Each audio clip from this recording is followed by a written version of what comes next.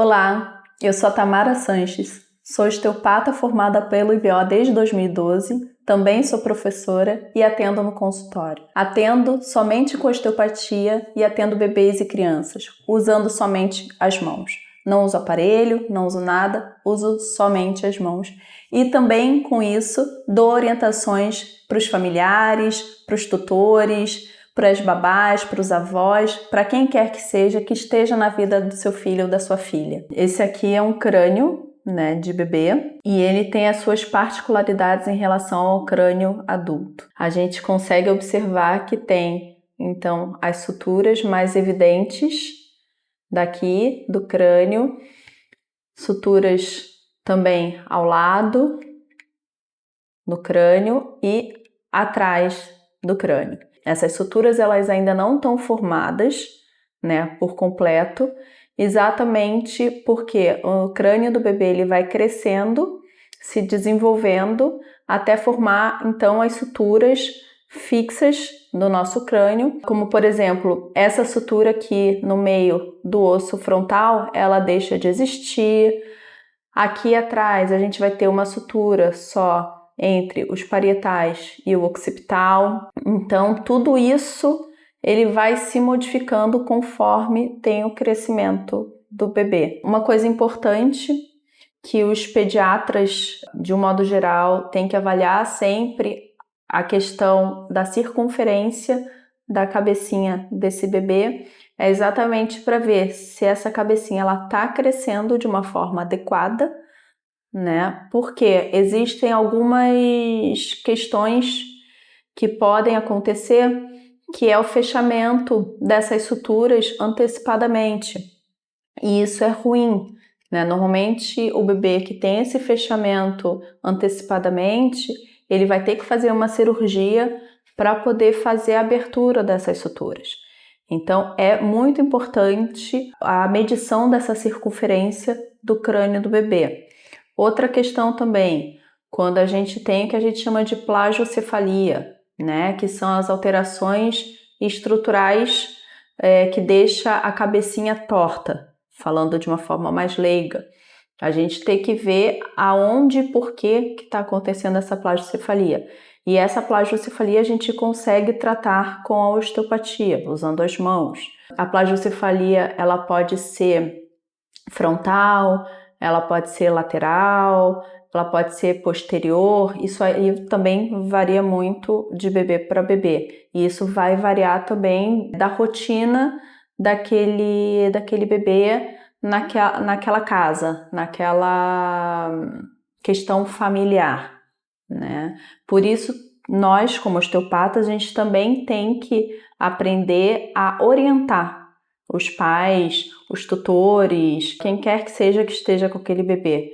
Porque se o bebê ele tem uma plagiocefalia, a gente tem que orientar como que aquele bebê ele tem que ficar deitado, como que ele tem que dormir, para evitar que essa plagiocefalia aumente. Mas também existe o caso dos bebês que não mamam efetivamente, que não conseguem abocanhar direito, seja a auréola, o bico do seio da mãe para mamar no seio, seja na própria mamadeira também.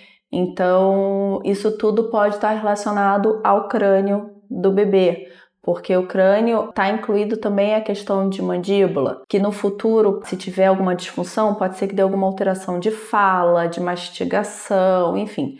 Tudo isso a gente vai avaliar na osteopatia, para ver o que está causando naquele momento aquela queixa que os tutores, os pais trazem para a gente. Normalmente, os bebês, eles não têm uma questão específica de mandíbula, tá? Como os adultos, eles muitas vezes já trazem pra gente, é porque eu tenho um problema na ATM, que é na articulação temporomandibular.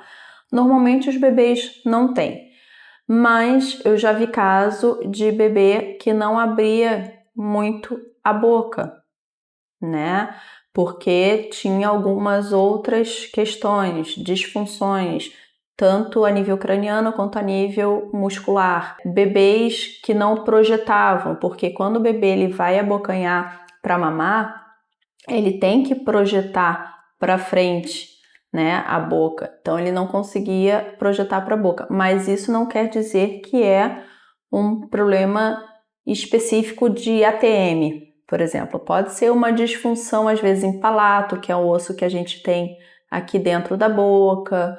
Pode ser uma outra disfunção qualquer a nível craniano. Então, os pais procuram a osteopatia para os seus bebês normalmente porque tem alguma queixa específica, né? Ou porque já fizeram de tudo, já inclusive deram medicações para aqueles bebês para que melhore e não adiantou nada.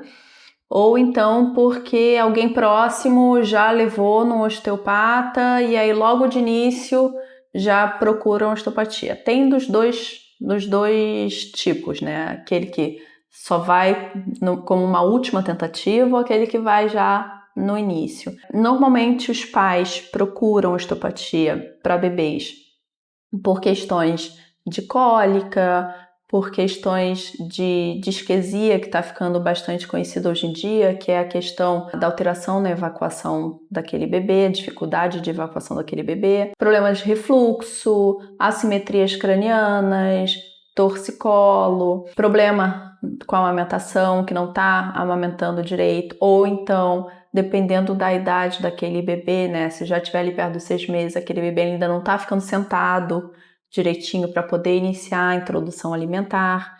Então, são várias queixas que podem vir a trazer aquele bebê para o consultório de osteopatia. Se você tem um bebê que sofre com cólicas, chora bastante durante o dia, já fez vários tratamentos para isso e não adiantou, a osteopatia ela pode ajudar. Existe as cólicas que a gente chama da hora da bruxa, que normalmente é ali final de tarde. Isso se dá por conta de uma imaturação, ou seja, aquele intestino, aquela região gastrointestinal do bebê, ele ainda não está formado completamente. Então, existe essa cólica da hora da bruxa, mas não é normal o bebê ter cólica durante várias horas durante o dia. Isso não é normal. Então, a gente pode tratar com osteopatia, porque provavelmente aquele bebê ele está com alguma disfunção, né, que é uma restrição de mobilidade em algum local, pode ser na região facial de intestino, pode ser na região pélvica, enfim, podem ser diversos fatores que estão corroborando para essa cólica.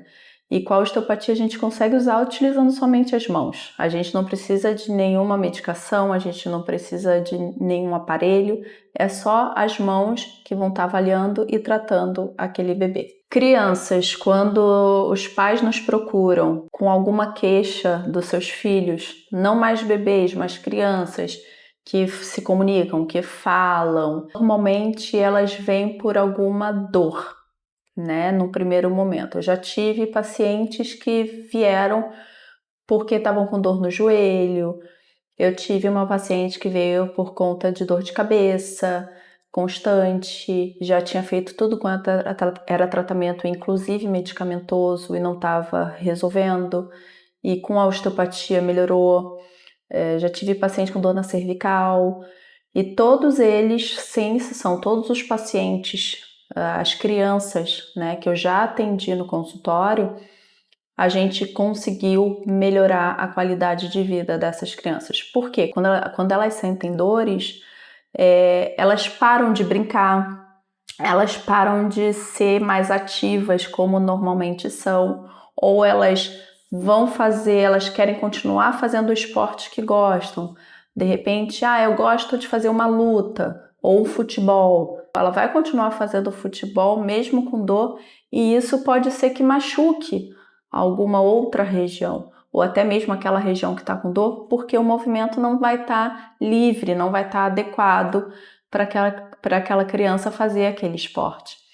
Então, é importante também procurar um osteopata para crianças quando elas começam a se queixar muito de alguma questão mais específica. É importante dar atenção para isso. Em relação a crianças e adolescentes, os pais podem nos procurar, né, procurar o osteopata como uma prevenção também, não só como tratamento, porque como eles estão em constante evolução do corpo, né? E também são pessoas mais ativas, que brincam, que pulam, que saltam, que jogam, enfim, pode ser que tenham disfunções que aconteceram, mas que ainda não são queixosas, ou seja, ainda não provocam dores, porque ainda não sofreram uma adaptação a tal ponto de provocador. Então, sim, a osteopatia ela trabalha também na prevenção. Eu já tive paciente que os pais trouxeram para o meu consultório para pedir uma avaliação, porque viu que um dia não estava caminhando direito, mas não se queixou de dor e no outro dia já estava bem. Eu fui, avaliei e realmente aquela criança ela estava com uma disfunção que pode ser que no futuro fosse gerar uma queixa, fosse gerar uma dor, um incômodo, um desconforto, o que quer que seja. Então a osteopatia ela trabalha na prevenção. Uma coisa importante que eu sempre gosto de falar é que bebê a gente não pode estar tratando como adulto por conta das suas especificidades, né? O próprio crânio já é diferente, não tem as suturas formadas, e a gente também não pode tratar um bebê como uma criança, que também tem as suas particularidades, né? O bebê ele também é diferente de uma criança. Uma criança, por exemplo, de 6 anos é completamente diferente de um bebê de 6 meses. Assim como também a gente não pode estar tratando o adulto e o idoso da mesma maneira. Se esse paciente, então, ele chegou no consultório, ele tem 15 anos e realmente a mãe dele estava muito angustiada porque naquele dia ele começou a sentir uma dor e naquele mesmo dia já não conseguia caminhar direito, né? Ele chegou se apoiando na mãe e no irmão mais novo para conseguir se locomover. Ele entrou dentro do consultório, eu fiz toda a anamnese, fiz todas as perguntas, fiz os testes de exclusão para ver se não tinha alguma outra questão ali mais específica. Então eu fiz o tratamento osteopático nele. Aquilo foi numa quinta, se eu não me engano. No sábado, a mãe dele me mandou uma mensagem falando que ele já estava conseguindo levantar, sentar e caminhar sozinho, ele não precisava mais de apoio nenhum. Ele voltou na semana seguinte e parecia que nada tinha acontecido com ele, né? A mãe dele ficou bem agradecida, ele ficou bem feliz também. Claro, não estava ainda podendo correr, jogar futebol, coisa que ele gosta de fazer, mas que ele já estava 100% para caminhar, para se locomover, para fazer qualquer outro movimento, até mesmo deitar, dormir, enfim. Então é bem gratificante, né, de ver que toda a família se envolveu quando ele estava precisando e toda a família também se envolve na recuperação, né, vendo que aquela recuperação ela foi efetiva. Eu fico bem feliz, né, fico bem grata de poder fazer isso, de poder trazer esse conforto para a pessoa, dela não ter mais aquela queixa, seja dor ou seja qualquer outra questão, ou até mesmo para aquela família, né, como tem a questão dos bebês, então a família toda ela fica angustiada, querendo resolver as queixas daquela pessoinha, né, daquele bebê. Então, assim, toda vez que chega um paciente, ele retorna e ele tá melhor, tá 100%, ou então até mesmo 80% após o primeiro atendimento, isso para mim é muito gratificante. A gente fala que todo osteopata, ele trabalha com adultos, mas nem todo osteopata trabalha com criança. Então, assim, a pessoa que vai querer trabalhar nessa área em pediatria, da osteopatia em pediatria, ela vai ter que se aprimorar, ela vai ter que buscar mais conhecimento. Dentro da formação, para você começar a fazer o estudo dentro da pediatria, é importante você ter toda a base de técnicas faciais, viscerais, de técnicas até mesmo musculoesqueléticas e principalmente técnicas cranianas. Isso é muito importante. A partir daí, então, vai fazer o estudo das noções básicas da pediatria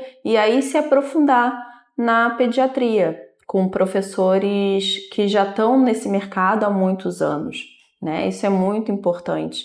Não é qualquer profissional que vai saber trabalhar, tratar e ensinar sobre a osteopatia em pediatria. Dentro da formação em osteopatia, a gente tem as aulas, né, básicas que precisam para começar a estudar a osteopatia em pediatria. A gente tem também a aula já incluída dentro da formação, que é de noções básicas em pediatria, que ali já começa a pincelar um pouquinho sobre refluxo, sobre cólicas, sobre plagiocefalias. E depois, então, quando termina a formação, ou até mesmo quando estiver no último ano da formação, é possível começar a estudar sobre pediatria. Já sair atendendo bebês e crianças, não é que o profissional não possa, mas não é indicado porque ele não aprofundou ainda. Então, o que a gente indica é aprofunde os seus conhecimentos, aprofunde os estudos para começar a atender com bebês e crianças. Por quê? Atender bebês e crianças não é só o atendimento do bebê e da criança.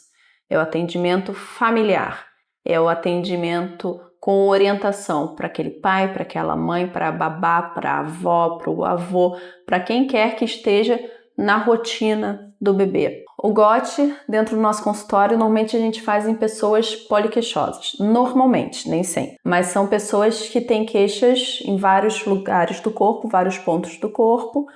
Por quê? Porque no GOT a gente trabalha a fáscia superficial. Então a gente vai trabalhando o corpo como um todo. O primeiro decúbito que a gente usa no GOT, então, é o decúbito dorsal, que é a pessoa de barriga para cima. E a gente inicia pelos pés a avaliação e ao mesmo tempo que a gente vai fazendo a avaliação, a gente já vai fazendo o tratamento. A avaliação ela é feita a partir de oscilações em cada região do nosso corpo. Então, primeiro no pé, depois a gente sobe para o joelho, quadril, ilíaco, diafragma, a gente entra no tórax, membros superiores e cervical. A partir daí, então, pede para o paciente virar no decúbito ventral.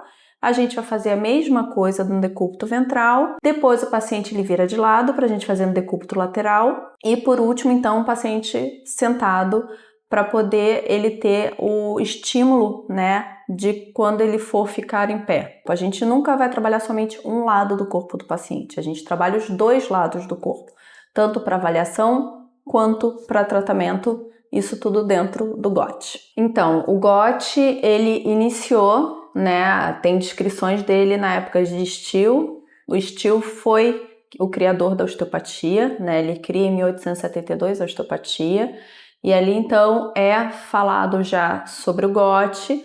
A partir daí, então, Little John, ele vai para os Estados Unidos para aprender sobre osteopatia com o Still, e quando ele retorna para a Europa, ele leva com ele esse aprendizado sobre o GOT. A gente fala então que para o Still a estrutura governava a função dentro do nosso corpo, porque ele era um anatomista autodidata, e para Little John já era o contrário, era a função que governava a estrutura. Então depois vem o John Verrian, que foi aluno do Little John, que era um biomecanicista, e para ele, então, ele começou a descrever que tanto a estrutura governava a função, como a função governava a estrutura.